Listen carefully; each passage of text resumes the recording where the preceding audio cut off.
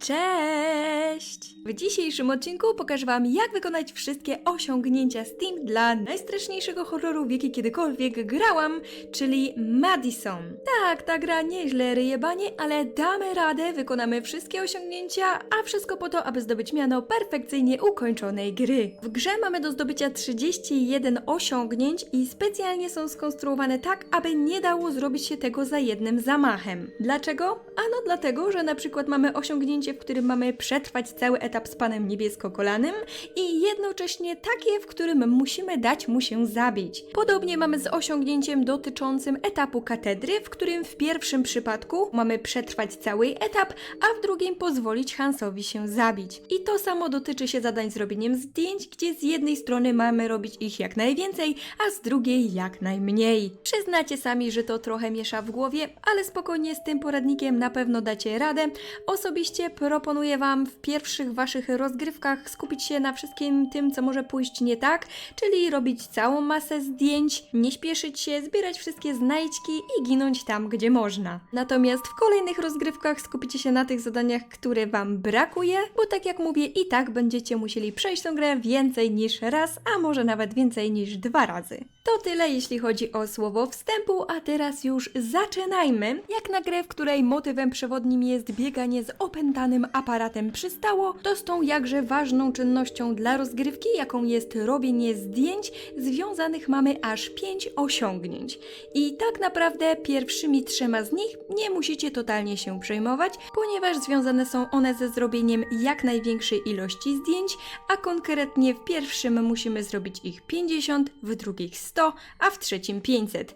Jedyne bardziej problematyczne jest zrobienie 500 zdjęć, natomiast łączą się one we wszystkich Waszych rozgrywkach, więc jeżeli będziecie sporo grali i sporo fotografowali, to z łatwością je wykonacie. Jeżeli nie pamiętacie, ile tych zdjęć macie już zrobionych, to zawsze możecie to podejrzeć w menu gry, wchodzicie w zakładkę dodatki, a następnie w osiągnięcia i tutaj znajdują się wszystkie wykonane przez Was osiągnięcia, a także liczba zdjęć, jakie już cyknęliście. Natomiast pozostałe 2 osiągnięcia związane ze zdjęciami są nieco bardziej problematyczne, ponieważ musimy w nich robić tych zdjęć jak najmniej.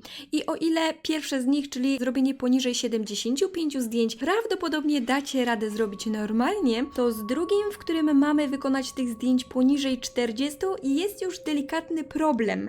Dlaczego? Dlatego, że gra skonstruowana jest tak, że aby przejść niektóre etapy, musimy zrobić przymusowe zdjęcie, co oznacza, że bez tego się nie ruszymy. I stety, niestety, ale takich przymusowych zdjęć w grze jest 31, co oznacza, że pozostaje nam tylko i wyłącznie 9 zdjęć na pokonanie etapu z obrazami, którym należy dopasować je do miejsc na ścianie i albo możemy tutaj strzelać, oszczędzając na zdjęciach, albo po prostu kilka zużyć, bo niestety numery na ścianach są troszeczkę losowe i nie zawsze są takie same, w związku z czym ja proponuję Wam zrobić 2 zdjęcia i wtedy 2 pozostałe obrazy już strzelić, co daje nam 7 zdjęć, które pozostaną nam na etap z panem niebiesko-kolanym, w którym będziemy musieli go oślepiać, aby nas nie zeżarł. Jeżeli dopiszę Wam szczęście, to na spokojnie to zrobicie, a jeżeli nie, no to cóż, będziecie musieli zaczynać od początku. I to wszystko sprawia, że zostaje nam praktycznie zerowy margines błędu. Jeżeli potrzebujecie poradnika, w którym krok po kroku pokażę Wam, w których miejscach zrobić zdjęcie, a w których należy oszczędzać klisze, to dajcie znać w komentarzu, a my teraz przechodzimy do 4 kolejnych osiągnięć, z których osobny odcinek powstanie już na pewno, ponieważ są to osiągnięcia związane z odszukiwaniem i robieniem zdjęć znajdźką.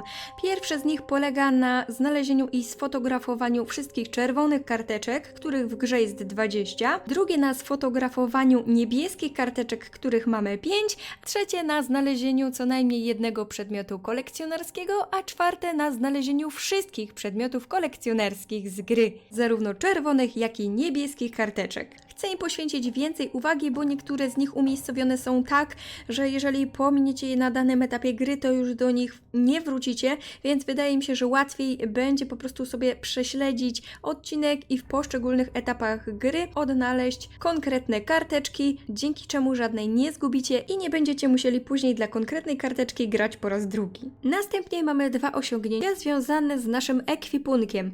Pierwsze z nich to dodatkowe kieszenie, które odblokujecie przechowując przedmiot po raz pierwszy w sejfie, który z łatwością znajdziecie na początkowym etapie gry. Natomiast drugie osiągnięcie to całkowicie załadowane i zdobędziecie je wtedy, kiedy osiągniecie limit przedmiotów, które przy sobie posiadacie.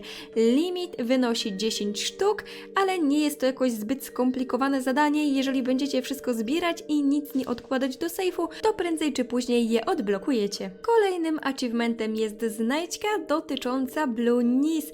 Musimy w niej znaleźć ukrytą wiadomość na lustrze, co już sugeruje, gdzie możemy szukać.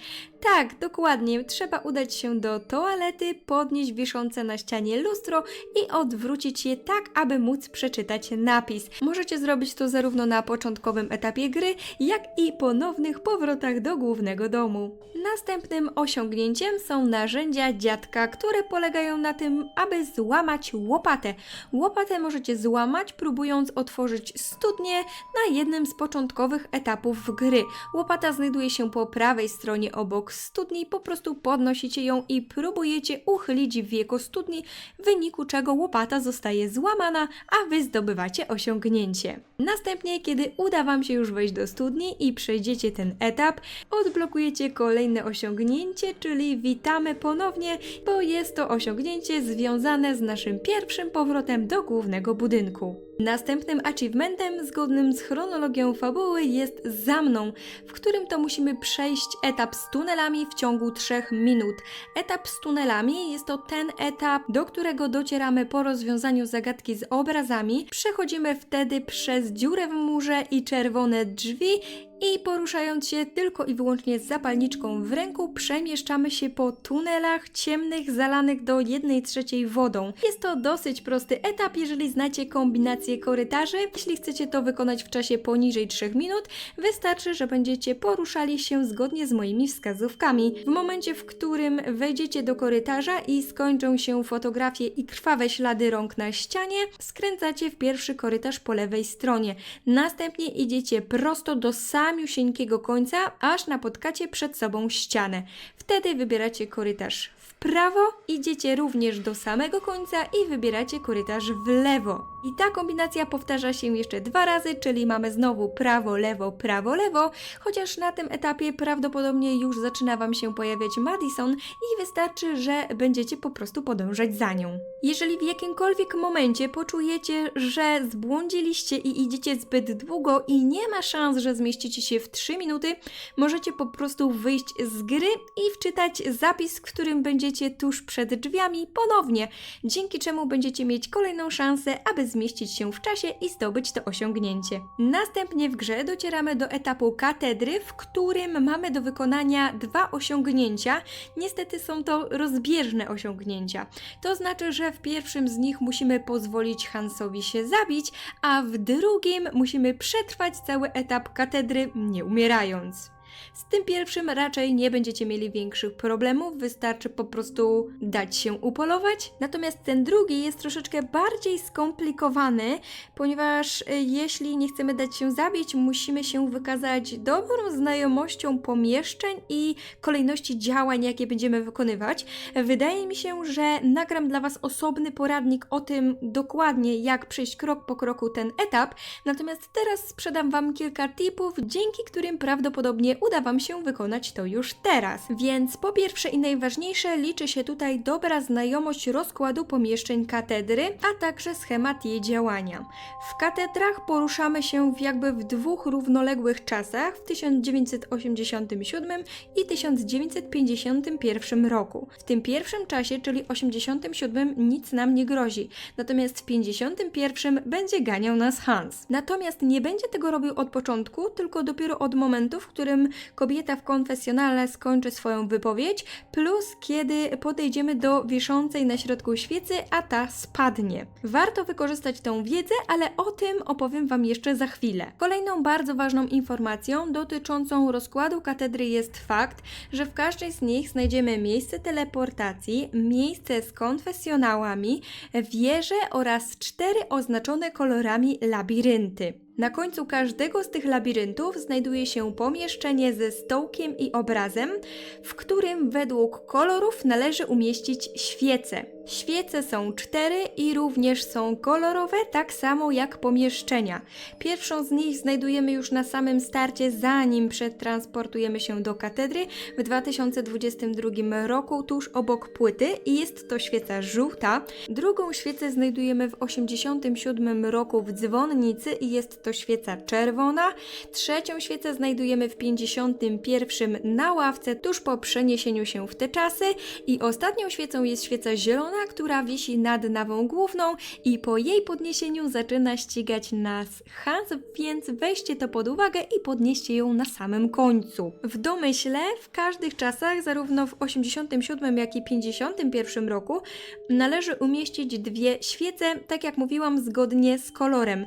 Świece umieszczane są na zasadzie dopasowania odpowiednika koloru świecy, czyli czerwona, niebieska, zielona, żółta, z obrazem, czyli obraz Chrystusa, Maryi, aniołków i Stworzyciela. Przy czym każdą z tych świec musimy umieścić w pomieszczeniu z identycznym kolorem jak ona.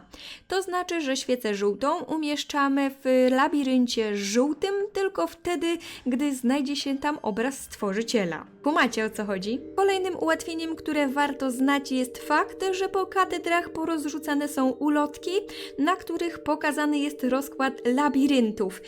Z tego, co zauważyłam, to on się nie zmienia, więc możecie skorzystać ze screena, który teraz Wam podam, dzięki czemu nie będziecie gubić się w plątaninie korytarzy. Tak, wiem, że to brzmi skomplikowanie, ale w praktyce jest dużo łatwiejsze, zwłaszcza w czasach 87, gdzie możecie to zrobić na spokojnie i nic Wam nie grozi. Troszeczkę bardziej skomplikowanie robi się w 51, ale dlatego właśnie proponuję Wam zacząć od tego 87, umieścić bezpieczne świece, a dopiero później biegać i borykać się z tymi, które muszą być umieszczone w 51.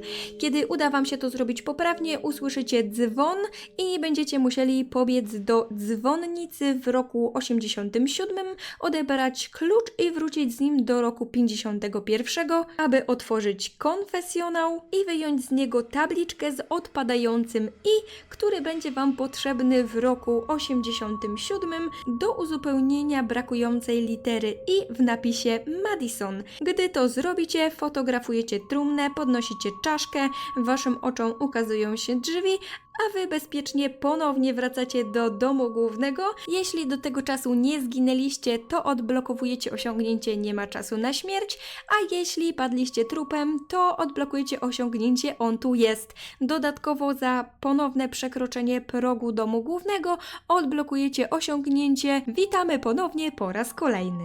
Przebrnęliśmy przez to dosyć trudne zadanie, więc teraz będzie kilka takich dosyć łatwych.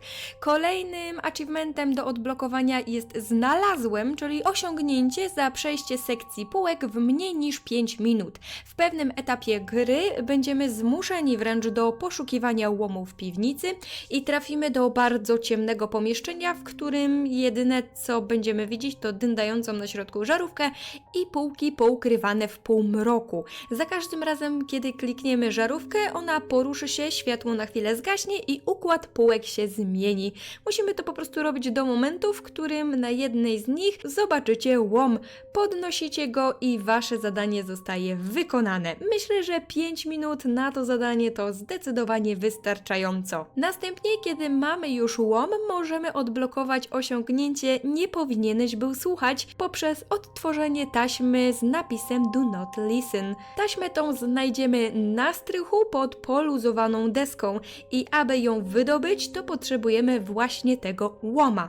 Wyciągamy ją, następnie schodzimy do kuchni, puszczamy taśmę, przesłuchujemy, a nasze osiągnięcie zostaje odblokowane. Kolejnym z tych bardzo prostych osiągnięć jest wspomnienia Elżbiety, czyli osiągnięcie za znalezienie zagubionej strony z pamiętnika Elżbiety. Możemy ją znaleźć w momencie, w którym schodzimy do warsztatu naszego dziadka i po prawej stronie na takiej małej szafce znajdziemy stronę z pamiętnika. Podnosimy ją, czytamy i zadanie zostaje wykonane. Kolejne osiągnięcie to krwawy, czyli takie, w którym musimy doprowadzić 4 dziewice do płaczu. Te dziewice to nic innego jak 4 kamienne posągi, które znajdują się w naszym głównym pokoju z krzesłem, na którym znaleźliśmy wstępnie nasz aparat. W pewnym momencie gry zostajemy tam skierowani i musimy na tych 4 posągach umieścić odpowiednie przedmioty, które zebraliśmy podczas rozgrywki. Są to właśnie czaszka, obrączka, puszka ze zdjęciami z początku oraz stara, zardzewiała puszka, którą musieliśmy przeciąć w warsztacie dziadka. Kiedy przedmioty zostaną umieszczone na tacach, nasze dziewice zapłaczą krwawymi łzami, a nasze zadanie zostanie odblokowane. Następnie mamy kolejną czasówkę w zadaniu Ty. Musimy w niej ukończyć sekcję mauzoleum w czasie krótszym niż 5 minut. Jest to bardzo proste. Generalnie w mauzoleum chodzi o to, że składa się ono z 5 poziomów, na których po kolei wjeżdżamy windą. Na każdym z tych poziomów musimy odgadnąć na podstawie opisu głosu, którego słyszymy w trakcie, która skrypt należy kolejno do pierwszej, drugiej, trzeciej i czwartej ofiary Madison, a następnie zrobić jej zdjęcie. I tak kolejno na pierwszym piętrze szukamy krypty z ojcem Madison, czyli 75-letnim mężczyzną o tym samym nazwisku. Na drugim matki Madison, czyli 71-letniej kobiety o tym samym nazwisku. Na trzecim szukamy 27-letniego mężczyzny, a na czwartym 35-letniej kobiety. Następnie wjeżdżamy na 5. piętro, na którym dowiadujemy się, że ostatnią ofiarą jesteśmy my i robimy sobie zdjęcie w lustrze. Łapiemy klucz i z powrotem windą zjeżdżamy na parter, gdzie kierujemy się do domu głównego i jeśli wyrobicie się z tym wszystkim w ciągu 5 minut, to wasze osiągnięcie zostanie zaliczone. Następnie mamy znowu troszeczkę trudniejsze osiągnięcia związane z Blunisem, które niestety się wykluczają, ponieważ w jednym z nich mamy pozwolić mu się zabić, w drugim mamy przetrwać ten etap bez zginięcia, a w trzecim oślepić go 5 razy. Więc jak zapewne się domyślacie, naraz uda się wykonać maksymalnie 2 z tych osiągnięć. Jeśli chodzi o to ze zginięciem, to z przykrością muszę stwierdzić, że tutaj raczej pomocy nie będziecie potrzebować i na pewno dacie radę zginąć z jego rąk i to bez problemu. Jeżeli chodzi o osiągnięcie zaślepiony, to wystarczy błysnąć mu w twarz 5 razy naszym aparatem, bo aparat to jest coś, czym w tym etapie możemy przed Blunisem się bronić. Jeżeli nie kumacie tego etapu albo nie pamiętacie, to chodzi w nim o to, że Blunis stracił swoje oczy, a my, żeby pokonać etap, musimy te oczy odnaleźć. I te oczy znajdują się w jednym z gramofonów. Tych gramofonów jest kilka na mapie, rozłożonych w różnych pomieszczeniach, a my musimy odnaleźć je, grając na nich wkurzającą na maksa melodię, zwłaszcza wtedy, kiedy oczy trafiają Wam się na samym końcu i musicie słuchać tego dziesiątki tysięcy razy.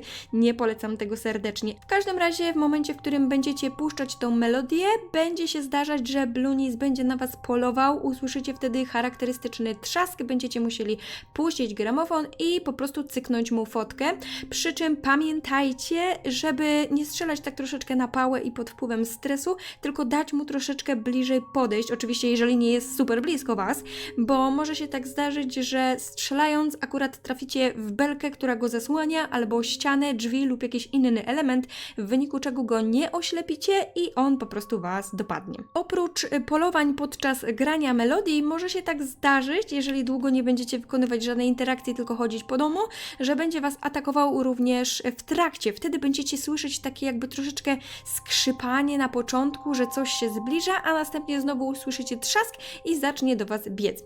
Jeżeli na tym etapie nie planujecie zginąć, bo robicie osiągnięcie, w którym zginąć nie możecie, to moim tipem na to jest to, że jeżeli usłyszycie ten dźwięk, to stajecie sobie w jakimś miejscu, w którym on nie podbiegnie do Was od tyłu. Może być to jakiś róg, kant, zakamarek. Chodzi tylko o to, żeby całą przestrzeń, z której on może do Was przybiec, mieć przed sobą. Drugi tip dotyczy szukania oczu. Są pomieszczenia, w których jest to robić dużo łatwiej i polecam Wam zaczynać od nich, bo na przykład taki strych jest świetnym miejscem, w którym praktycznie nie da się zginąć, bo po prostu on będzie miał tak daleką drogę do pokonania, żeby do was dobiec, że z pewnością zdążycie strzelić mu fotę.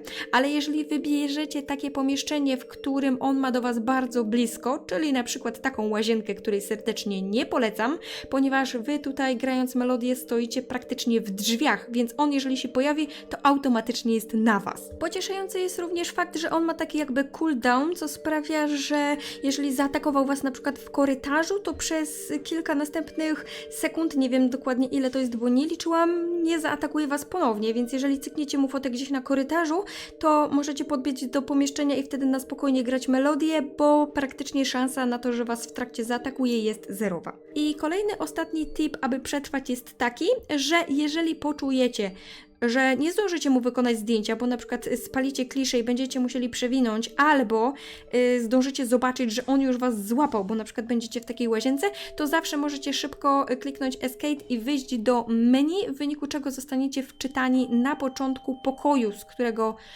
wychodzicie dopiero szukać oczu i dzięki temu jakby nie spalicie tego etapu i nie spalicie tego achievementu, że musicie w nim przetrwać.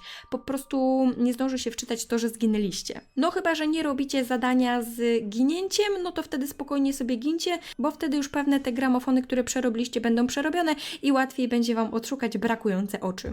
No i teraz, moi kochani, zostało nam ostatnich 5 osiągnięć. 4 z nich związane jest bezpośrednio z ukończeniem gry i od najłatwiejszego jest to po pierwsze koniec koszmaru, czyli osiągnięcie odblokowane po prostu za ukończenie gry. Na drugim miejscu mamy 666, czyli ukończ grę poniżej 6 godzin. Prawdopodobnie te osiągnięcia wykonacie jednocześnie. Następnie mamy wewnętrzną walkę za ukończenie gry poniżej 2,5 godziny oraz przeżył, by opowiedzieć historię za ukończenie gry w trybie trudnym lub wyższym. To może wam sprawiać troszeczkę większy problem, natomiast tak naprawdę gra trudna nie za szczególnie się różni od tej podstawowej. W sensie, jeżeli już raz ją przeszliście, to nie powinna wam sprawiać problemu, dlatego że jedyną różnicą jest fakt, że w trybie trudnym nie macie żadnych wskazówek, czyli w miejscach, gdzie należy fotografować, nie będziecie mieć tych fotografii, które wam podpowiadają i nie będziecie mieli tych oczek, które pokazują wam, że coś możecie podnieść albo na coś spojrzeć, ale tak naprawdę zawsze zostają wam karaluchy, bo nie wiem, czy zauważyliście, ale one na każdym etapie zawsze wskazują wam drogę. Poza tym, jeżeli znacie fabułę i wiecie co i jak po kolei z czym się je, to na spokojnie to wykonacie, a jeżeli nie, to polecam wam jeden z kolejnych odcinków, jakie zapewne wypuszczę, czyli taki po prostu speedrun, na którym pokażę wam ogólnie, jak przejść tą grę krok po kroku i na jej podstawie będziecie mogli wykonywać sobie to osiągnięcie bez potrzeby innych wskazówek w grze. No i ostatnie osiągnięcie, które odblokujecie w momencie wykonania wszystkich pozostałych osiągnięć, to Madson, czyli osiągnięcie za odblokowanie wszystkich osiągnięć w grze. Jednocześnie zyskując to osiągnięcie, zdobywacie miano perfekcyjnie ukończonej gry i możecie świętować przejście kolejnego fascynującego tytułu na 100%. Koniecznie dajcie mi znać w komentarzach, jaką kolejną grę chcielibyście, żebym dla was ograła. Wspomnę tylko jeszcze, że z Madisona powstanie kilka odcinków. Na pewno, tak jak mówiłam, będzie takie ze znajdźkami, takie z przejściem całej gry na speedrunie, a także kilka pomniejszych odcinków, bardzo krótkich, które wrzucę pomiędzy odcinkami wychodzącymi w soboty, które będą skupiały się tylko i wyłącznie na przejściu poszczególnych etapów gry albo jakichś trudniejszych zagadek, jak na przykład przejściu katedry, mauzoleum albo rozwiązaniu zagadki z zegarami. I to tyle w tym filmie, moi kochani. Dziękuję wam bardzo serdecznie za oglądanie i do usłyszenia w kolejnym odcinku. Pa!